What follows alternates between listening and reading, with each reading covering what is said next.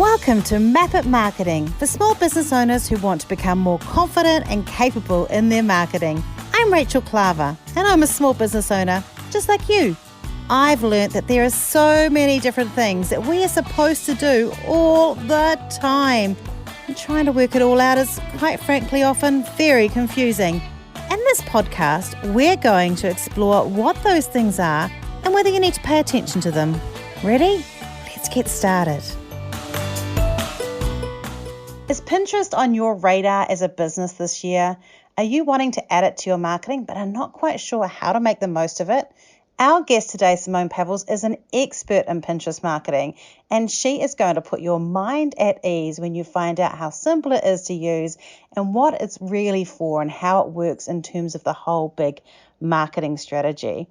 She's going to walk through how she chose Pinterest as one of the things she focuses on and why people sometimes underestimate its power. She's going to walk through some of the common mistakes we make and what recommendations she's going to make you use to help you with your plan if you're using it. I learned so much from talking to Simone. In fact, I changed a whole lot of things. I was doing a lot of things wrong before I listened to her, and I'd watched quite a lot of training from other people before, but she was fantastic. So we're going to walk through how to make it work in a way that's doable, and have a bit of fun alongside it. So let's get started. Hi, and welcome to another episode of Map It Marketing. It is 2022. We're still fresh in this year, and I'm so excited to have Simone Pavills. Actually, Simone, I checked your last name, but is it Simone or Simone? Simone. Thank goodness. I hate it when people mispronounce names, so I thought I'd just check. Simone Pavills, she is a Pinterest and SEO expert. I've actually heard her on other podcasts. She's great about talking about how to make it work. So I'm really excited about this because I know that as small business owners, we can get so hung up on whether we should use it or we shouldn't. And I have become converted about one of the best things about Pinterest is that we spend so much time on social media platforms that only have a shelf life of posts of just a few hours. But Pinterest, when you put the work in, it sticks around for ages. So I'm going to get Simone to introduce herself, and then we're going to jump in here. So I hope you really enjoy. Thanks for joining in. And Simone, tell us a little bit about you and why you do what you do and why you love Pinterest. Sure. Thank you so much for having me. So I started using Pinterest when my first child was born, actually. And actually a little bit prior to that as well. I used to look up sort of hairstyles and nail colors and those kind of things. But I started using it quite intensively for my children's birthday parties. So I really developed a love for it then. And then I just kind of, when I started my virtual assistant journey, I naturally just fell into Pinterest, which was, really good because I love it. So I now am doing, I was doing some Pinterest management, but I really have moved towards helping other business owners own Pinterest themselves. So getting that strategy up to date, and also just optimizing and completing their profiles so that it's ready to go for them to use, which, does take a lot of work in that first instance. And I think that's what puts people off, actually.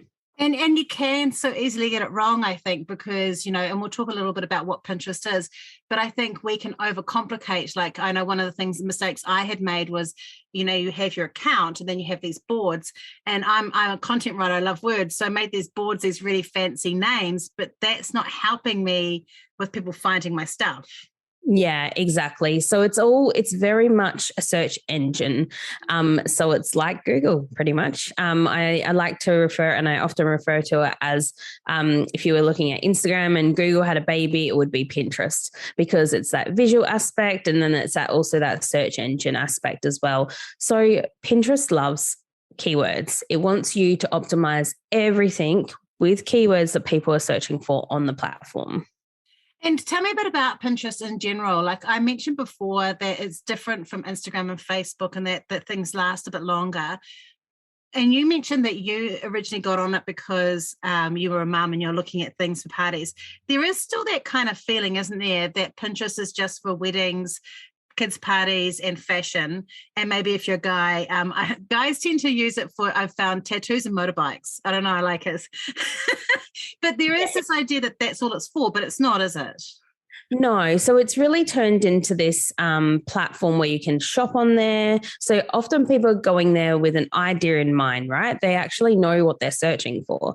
So they might go there looking for white sneakers, and then all of a sudden a whole lot of white sneakers come up, and there, is your shopping pin where they can actually click through and buy the product.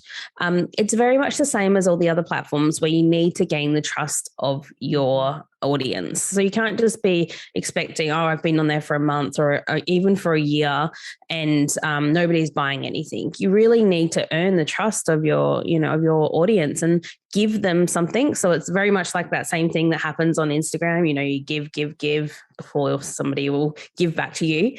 So you really do need to earn that trust, but it's a wonderful platform actually for shopping as well.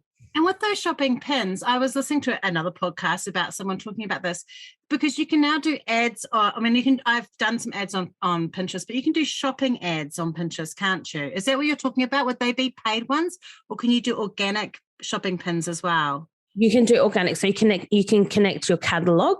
So like you would do on Facebook. Exactly, same as you would do on Facebook and on Instagram. So you connect your catalog, and then you've got a shopping tab on your Pinterest account. Amazing. I've got one product on my Shopify store. I'm going to do that today and see what it's like, because that's exciting. Yes. So that's a really cool way to use it. So that would be if you've got a Shopify, WooCommerce, or is there lots of different platforms it does it with, or just the big one? There are, like, if you can, any of those platforms that you can actually download your catalog in like an Excel file, you can then upload it to Pinterest. So I find it very easy with Shopify, and also there are certain plugins that you can use for a WordPress and connect it that way. And I've got a question about that, because I've got a client or a couple of clients that there's a WooCommerce plugin where you have auto posts that automatically go in. Is that, or is that something else? So if it's a shopping tab, it does upgrade it every day in the morning, or you can set what time you do it. So re-upload your shop every day. I think it's called CX feed or CT feed or something like that. I can confirm that a bit later. But that's a very easy plugin that you can just attach to your WordPress. In terms of actually uploading automatically, there are tools such as Tailwind, where you can just upload. It's a scheduler where you can just plan out your content, and it will upload it over the months.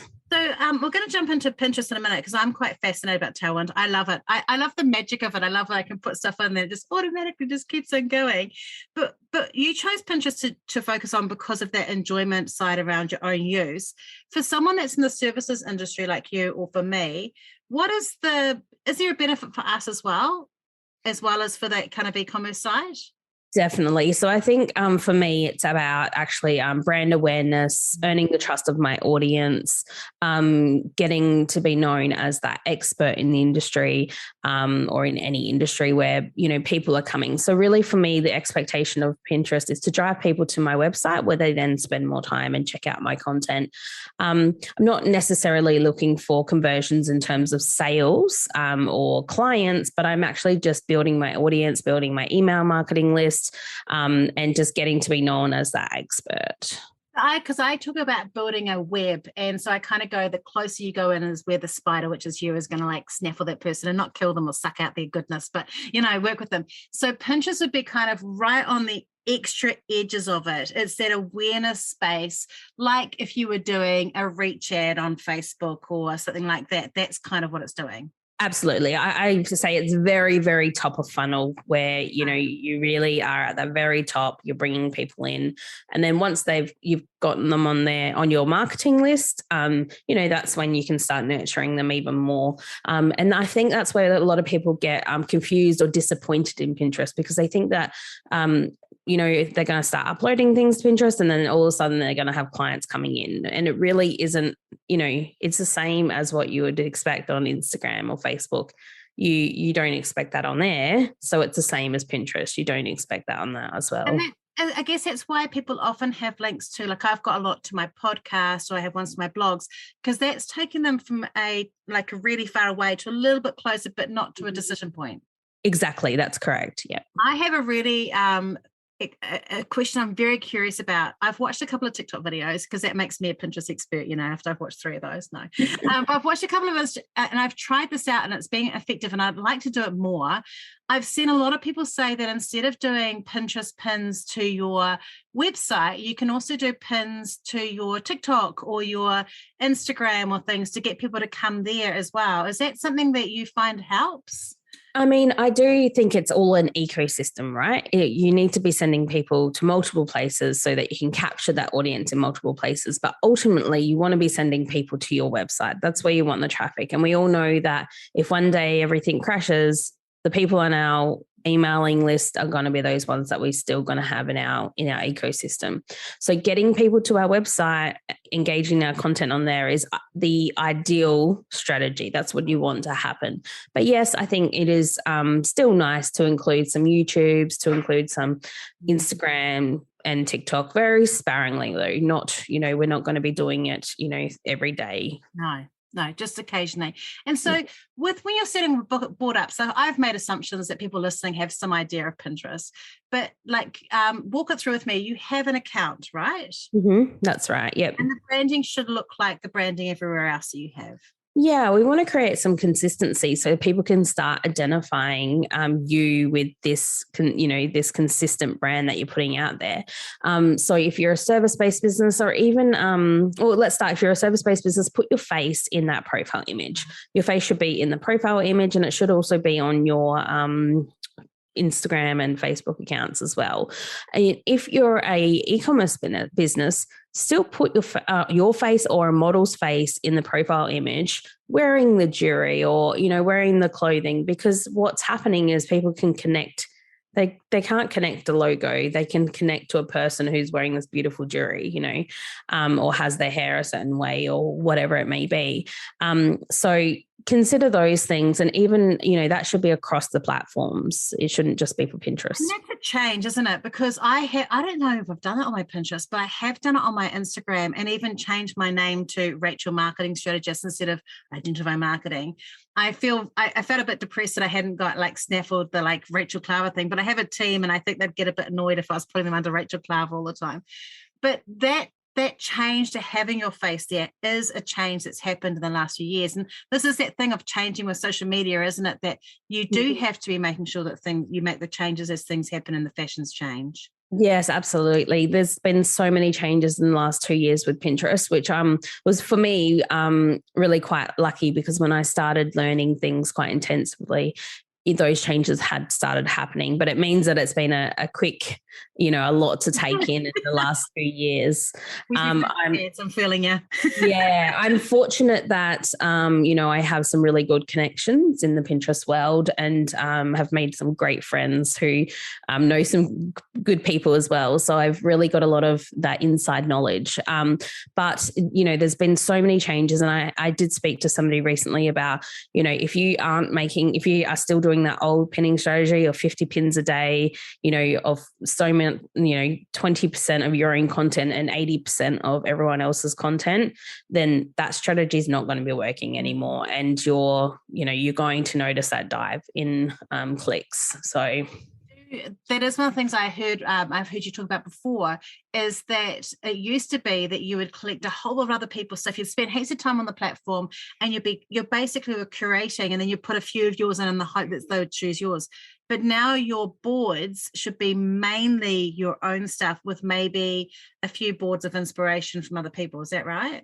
Well, so we don't want to create whole boards of other people's stuff, but what we want to do when we have boards, we want them to be relevant to our niche. So we're not going to be, I'm not going to be a Pinterest manager with a board about nails colors on it because it's completely irrelevant. So we want Pinterest to learn what it is that I'm going to be putting on my profile, right? So you want it to be relevant, but you interlace some other people's content with your own content on the boards. So say I had a Pinterest manager's board or a Pinterest management board, I would, post mainly mine, and then maybe once a week or twice a week, I would post content of someone that I really relate to, content I trust, to those boards as well. So just to use the platform as it's meant to be used, and to share the love a little bit as well, just to be one of those people. So you've got your profile and you've got that image on there, and you've got a nice keyword dense kind of bio with like the different information. Should you as a business have a business profile, or is it okay to have a personal profile? No, you need a business profile because you need to be collecting the analytics, and you're unable, same as Instagram, you open a whole new world of analytics with a business account. So, open up a business account or transfer your personal account. I have a personal and a business account because even though I do find I just have secret boards for things that on my business account. Yeah. But if you have a lot of boards, I'm talking like hundreds of boards, then, having all of these secret ones gets a little bit crazy. So if you have your own account, you can do that over there, and then you open up a business one for your business. Okay. And then the boards, what would be the minimum number of boards you should have on an account? Yeah. So if I'm starting a done for you service, if I do that, I start with about 12 boards. So that's what the minimum is. 12 to 15 is a good number. We've really stepped away from using group boards. If you're a member of group boards already, then they can be useful because back in 2009 or even, in the last few years, there was a thing where people just joined hundreds of group boards and that can hinder your account. Okay. So you really need to be looking at those boards, looking at whether they're working or not, looking at the content on them. If it's a lot of spammy content, then you need to get rid of that board because it's actually Pinterest is connecting you to that board, right? Because it's on your account. And those group boards are basically a whole bunch of other accounts in together, and it was kind of a way to share your stuff and have in a community. But now they kind of would be like having a Facebook group. I'm just thinking of a way to explain it if people don't know. Having a Facebook group where the only thing that happens is people just promote their stuff all the time and there's no real engagement. Is it kind of like that? Exactly. Yeah, right. No rules, right? Anybody can come in and do whatever they want. So now what there's been a move towards is, we've spoken a little bit about Tailwind, but now Tailwind offers a similar thing, but there are a way to track what people are doing. So yeah. So on Pinterest, you can't track that, right? You don't know how many times people have pinned. You don't know if they've shared your content. You can't track that kind of stuff. The group board owner doesn't know that information. Whereas on Tailwind, you have access to all of that analytics. And so if somebody hasn't posted for a year, you can kick them out. So those are the boards, those are the things you want to be posting to as opposed to group boards. And then, you want to develop your boards to sort of have that, 12 to 15 boards, but you don't want too many that you get lost in where you're posting to. And then those board names need to have like keywords. So like for me, I might have marketing podcast as a keyword, for example. Exactly. That's right. Yeah. Marketing strategy. So you can have using those same keywords or mixes of them over and over again. Yeah. So I like to come up with about, say, 10 seed keywords, your main keywords, and then start typing them into Pinterest and just see what comes up in the drop down bar, similar to what happens on Google as well. And then just start using those as your board names pretty much, because those are the things people are actually searching for. And is there a difference? Like if I did some research, if I used a tool like Uber Suggest, I like that because I've got a professional crush on Neil Patel. If I use something like that and it gave me some keywords, would it be normally that those keywords would also be ones that would probably be the same on Pinterest, or would it be different? Not necessarily, because people do search very differently on different platforms. So when we're looking at Google, for example, because I keep referring to Google because they're both search engines. Yeah. Google, you go on there with an intention. So you're actually searching for something like Nike white sneakers, or, gramophone DIY or paper making or something like that, or how to make a gramophone. Whereas on Pinterest, you're actually, very short words. You might be doing like white sneakers instead. You very rarely find that people are doing branded searches on Pinterest. They could do that on Google, so they wouldn't do it. That's right. Yeah. Pinterest will give them a massive amount of different inspiration. And it's all visual, right? So instead of having to go to that image tab on Google, you're just being presented with a whole heap. And not only like actual white sneakers, but how people are wearing them, as well. Yeah, the way they style them. Actually, I need to say with that, there's a really cool hack. I follow this really cool plus size influencer. I can't remember her first name, but she's iCurvy on Instagram. But she's got this hack where she finds things that she loves on Pinterest and takes a photo of it, and then you can upload that onto ASOS, and it will match you with the closest product that's not like it.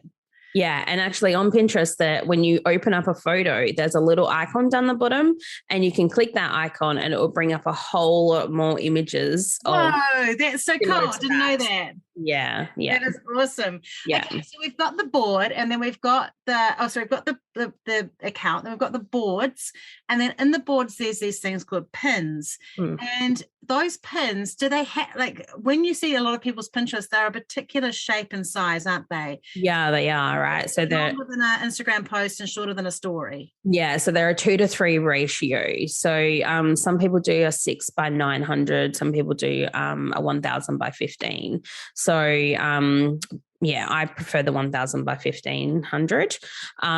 And so they kind of a rectangle shape, right? But then you do have your square images that people are using from Instagram. And you can also start putting some of those longer pins as well. So they're 1000x2100, a 1-to-2 ratio, I believe. So basically they are literally a little bit longer. So they're really good for infomercial, like infogram type images. But they're also good for recipes, DIY stuff where you're showing like a, from the beginning to the end type process. So they catch people's attention. So, and then there's video pins as well. Yes. So I've been using video pins by using my Reels and TikToks and just putting them in. And some of them have had thousands of views, more than I've had on Instagram or TikTok. They really are going off really well. Right. And they've also, in the last year brought out the new thing, which is originally it was called story pins, but is now called idea pins. Yeah. So I've used this and had quite a lot of success, but I have absolutely no idea what it is really, why it's there, and how it's meant to be working. Yeah. So they don't have there was a huge uproar when they first came out because they're not connected to a link. So nice. Yeah. So what they're really good for is directing traffic back to your profile and getting people to stay on the platform. So Pinterest monetized a couple of years ago. So they now have, investors and shareholders. And so they had to, instead of making it about sending people off the platform, right, they need to keep people on the platform.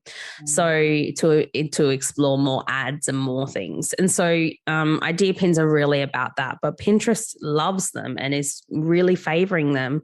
So you need to be using them. A lot of people are so caught up about not using them because, that you can't link to anything and, don't get me started. But it's really connecting people back to your profile, getting them to follow you, getting them to explore your other content. Quite often I'll see one reel and then I'll go down to their account and then check out the rest of their, idea pins, see one idea pin and then I'll go check out the rest of their idea pins and then I'll check out some more of their content and then I'll follow them. Yeah. So it works. It does work. One of the things, because I do a lot of carousel posts for Instagram and I started doing it just lazily, just basically using the same, but it doesn't work because they're squares and they're in the space. Yeah. So now what we do is every now and again, the carousels, we've resized them for Pinterest and they're quite good because one of the things with idea pins is they do have these, you could tell a story or a recipe or a how-to process, couldn't you, in them? Yeah, exactly. Keep and share. Yeah. So a quick hack is that Pinterest loves video on idea pins. Okay. So the first, that first title page being in a video is really, really perfect. So if you don't have your own video, go get one from Pexel. Yeah, okay, good. So check out the video on there. You can trim it down with Canva to, 8 seconds, just so it's nice and quick image. And it can be just, if it's a recipe, some Mexican recipe or something like that, just get a video like that's similar. It doesn't have to be your exact product. And then you can go through and take your pictures. Yeah. So it's that movement. Yeah, well, I've always said, Facebook's like a kitten. It likes anything that moves and likes to be fed regularly. But I think that it might be the same for the Pinterest. Yeah. So one of the things I saw was that you need to have 10 pins per board for the board to kind of work. Is that right? Yeah, I say 5 to 10 pins so the idea is that you're a little bit like a barbecue when you first start using it. This is probably an Australian reference, but barbecues New Zealand as well. you season it with salt. You pop a little salt in there and you season it and get it kind of ready for and you're kind of doing the same thing. You're seasoning the boards with a little bit of content so that Pinterest can start going, this is what this board's about. This is what kind of content's going to go on there. And it starts indexing it, but it doesn't need to use your own content. I say waste your own content to season it because it might actually start tagging things incorrectly. So the more you put on there and, that 5 to 10 figure just to season the board, let Pinterest know what it's about is quite good. And if you've got a pin and you've created that pin, should you share it to more than one of your boards or only one of your boards? So in February 2020, Pinterest came out with the fresh pin strategy where they stated that they really want people to be pinning constantly for their own content. They don't want you to be using old content. So they wanted fresh content, new content. And what that meant is there's a couple of different versions of it. So you have your, a brand new, you've just written a blog. You've got a brand new URL for that blog. And the very first image you create, the very first pin image you create and upload, that is like a gold standard, fresh pin. And then you have your silver standard, which is the URL that you've just created, and then subsequent new images. So you could actually, create hundreds of images for that one blog if you wanted. They would all be silver content because the URL's already been out there, but they're brand new images. And then you have what we call bronze content, and that's images that have been used previously and URLs that have been used previously. So Pinterest sort of said, and Tailwind sort of said that really don't upload one pin image to more than 10 boards. Okay. But for safe practices, we like to keep it around 3 or 4. Just so that it's being seen in different places. Exactly, that's right. And you're not spamming, that's really can be seen as spamming if you're putting it out too closely to too many different places. So that then takes me to sort of how long you should wait between each image. Okay, so you've got your brand new image, it's got a beautiful kitten on it, and then you post it to one board, and then you want to post it to another board, but you need to wait about 10 days or even longer. Oh, really? Okay. Yes, I'm doing posting. 2.5 days. Yes, so that is too close together. Yeah. Okay. So safe pin practices where we need to wait about 10 to 14 days. We don't want things to get too heated. No, right. And when somebody goes to look at your feed and you've got the same image and then the same image. So even if you check out your own feed in your account. I'm going to do that now, but I'm going to make that change today. I'm going to go and sort that out because that's bad. I can see it. I just didn't understand why it would be like that. But now you're saying it, I can see that very much so. Yeah. So I've just actually created an opt-in. I'm in the process of creating an opt-in as part of my toolkit, which shows how you can use 2 URLs for over a month, create 5 pins for each of them, and then fill out your schedule for the whole month. Because I do think that's one of the powers of it is that you, especially with Tailwind and putting the different boards. Can we talk about Tailwind? Because we've both talked about it and I obviously use it now, so I'm less cluggy on how it works. But why do you schedule with Tailwind? And because you can schedule in Pinterest, you can schedule from Canva. Why do you use Tailwind? So with Tailwind, it is an approved partner of Pinterest. Canva is not an approved partner. And then also with Tailwind, you can interval pin, and that's what I'm talking about here. So you can actually upload that one pin, do your description, optimize the pin, and then you can set it right. I want it to go out first on this day, and then I want it to go out 10 days later at this time, and then 10 days later at this time. And you press your button, and then it's on its way. So you can actually see the complete schedule. You can see what's going out every day. And then you can obviously join those communities that I'm talking about as well. And you can sparingly pin from those communities as well. And so it's really just a complete tool. In Canva, you can't see your schedule of what you're posting over the months. You can't, get involved in those communities. So it's really just an all-rounded program. And, there has been a lot of heat about Tailwind. Some people love it, some people hate it, but a lot of Pinterest managers are, they're still in love with it. So I used to do content, maybe I was doing content 20 years ago. Tailwind's been around for a long time. And I had someone who was probably 10, 15 years ago was scheduling stuff on Tailwind for me. Mm-hmm. And I thought it was this weird thing. Like I had no idea what she was doing. I was like, okay, yeah, let's pay for that. That's fine. I mean, it's been around for such a long time because Pinterest is one of the oldest platforms. Yeah, 2009, I believe, around that time. That's a long time for it to be around. Yeah. So that's using Tailwind is good. Now, one of the things in Tailwind is, so I create my images in Canva, but you can create idea pins from Tailwind not idea pins, Pinterest pins directly in Tailwind. Do you recommend that, or do you recommend uploading your own images? So what I recommend is experimenting with everything, because there are some people who've had actually weirdly, interesting success once they use that creative tool in Pinterest, in Tailwind. Yeah. So, there was a little bit of a hack where you just create your images in Canva and then you put them onto Tailwind, and then you actually just edit them, but only just slightly change the shade and things like that. And so then you can put, that's changed, you've made a new pin. And so just experiment. I think it's all about experimenting to see which works best. Some people only manually pin on Pinterest. Now, you can schedule in front on Pinterest. You can schedule up to 2 weeks. But what it means... like Tailwind is months. Exactly. You can do the whole year if you wanted to. Yeah. So the thing about that is that you'd have to go in there every 2 weeks to re-upload pins, and it's very hands-on. That's great if you only are doing a small amount of pins or pinning every couple of days. But if you're, at that sort of 5 to 10 pins a day, which, it's all about consistency. So whatever you can maintain is what you should pin, really. We don't say, there's definitely not a figure that is the ideal figure. The ideal figure is whatever you can do. And what about because Pinterest integrates really well with other platforms. So you've got YouTube, and I have a lot of videos on YouTube. So we do just historically just kind of when they're published, we share it to Pinterest. Yeah. Is that harmful? Is that okay? It's just like the little screenshot. Or is it better for us to create a proper pin and do the proper link back instead?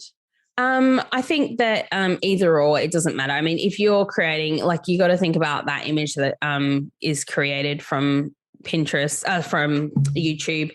Is it sort of a pretty image that people are going to be clicking on? Is it eye-catching, that kind of thing? If it's not, then it probably is best to create your own pins and have, and redo it that way. Got a nice thumbnail, it's worth it. If it's just like a screenshot of YouTube camera, it's not. Okay, cool. Exactly. Yeah. And then you also can do that on your website as well, right? You can get plugins that people can automatically repin images from your website to their Pinterest, but it's attributed to your website. So when they click on it, it'll go to your website.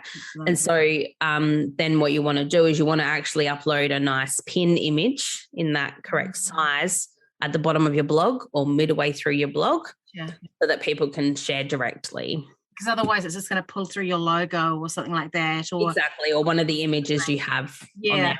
A random piece of toast image or something like that, which exactly, yeah. Kind of like when you're loading up your blog anyway, you have a featured image that you can share on. So that would be it, adding that feature. Exactly, yeah, that's right. Yeah. Tell me a little bit about Pinterest ads, because I know that we could probably talk forever, you and I, about this, because I'm you're tapping into my all my curiosities around this. I actually love using them, and I tell a lot of clients, look, if you're nervous about doing any ads, this is a great way to get traffic to your website, because you can target countries and all sorts of things, can't you?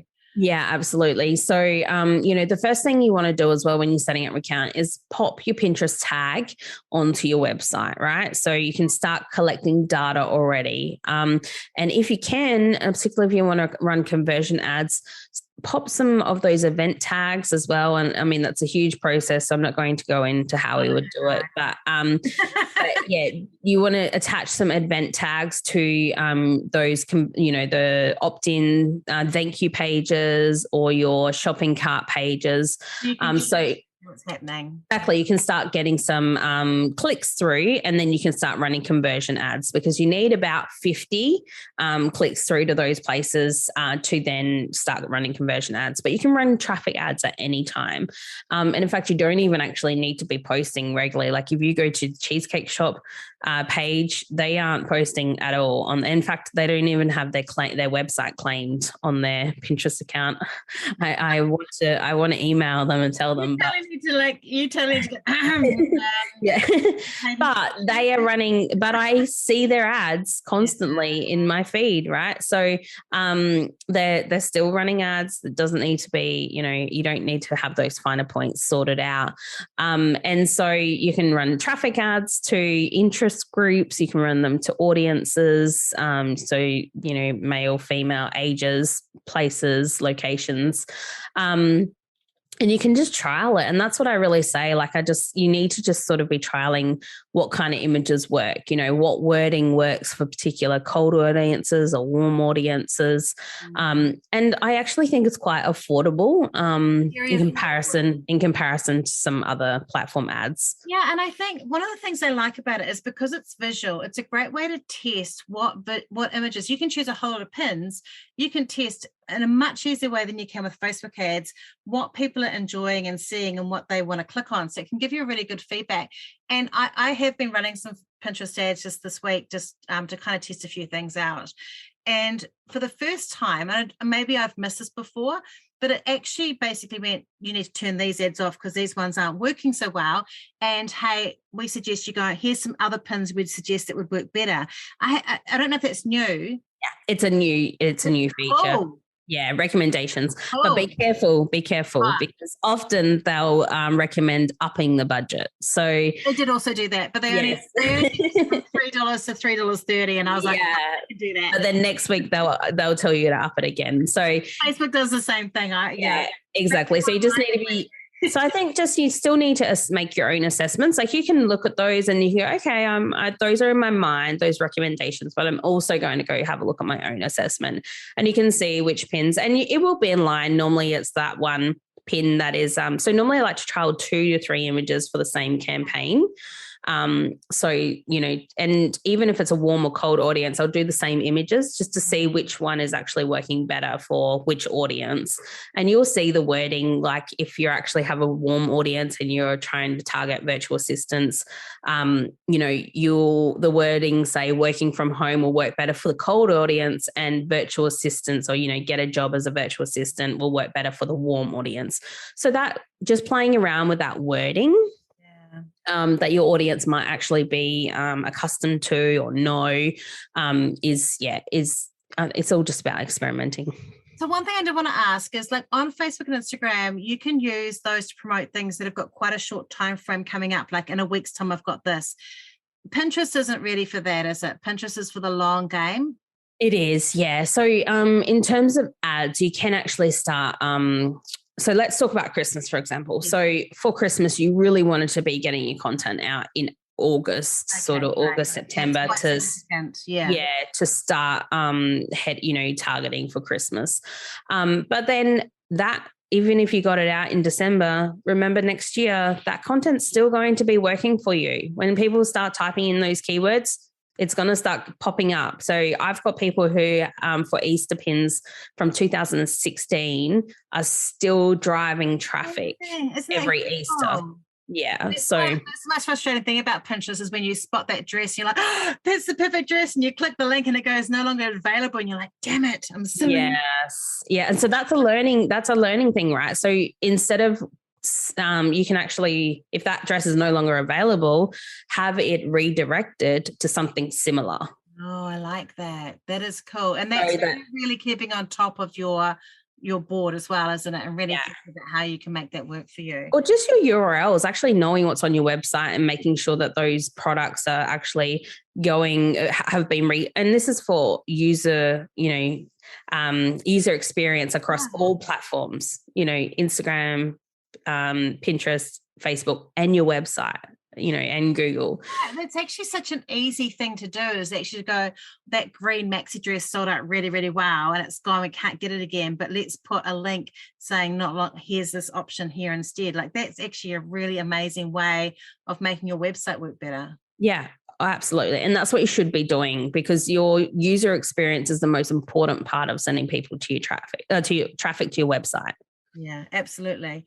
This has been absolutely amazing. And I love the depth of knowledge. I think I know that for many people, Pinterest is a bit of a dark art.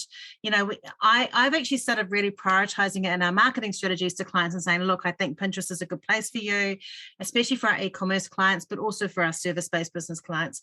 We've got an association, a large association is now setting up their stuff because they are all into advocacy. So it has a whole lot of information. It's just perfect for Pinterest, and seeing these ideas of how to use it. But I am not going to be ever that person that is ever going to work with these people at all. How would someone get a hold of you? Would you take people from New Zealand as well as Australia? Is it virtual? How does it work? Absolutely. So I take clients all across the world, and I really enjoy doing that. And people can contact me via email, via my website, or Instagram. I would love a good chat on DM. So send me through a DM and we can have a chat. But I really enjoy just helping people develop their own strategies and bringing that strategy back to their team so that their team can implement it.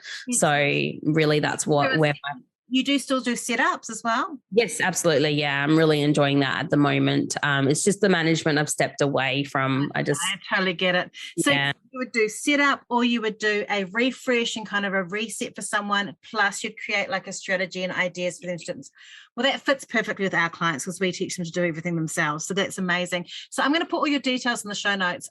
Simone, this has been the best. I've loved, it's so obvious from talking to you, the depth of knowledge that you have on this, plus this sort of unidirectional passion for Pinterest, I think is amazing. And I know that our listeners will have really enjoyed it. And hopefully they'll come in and get your help and get your support to do that as well. So thank you so much for being part of the show. And I'm going to do a little bit at the end of some steps to do, but thank you so much for being with us today.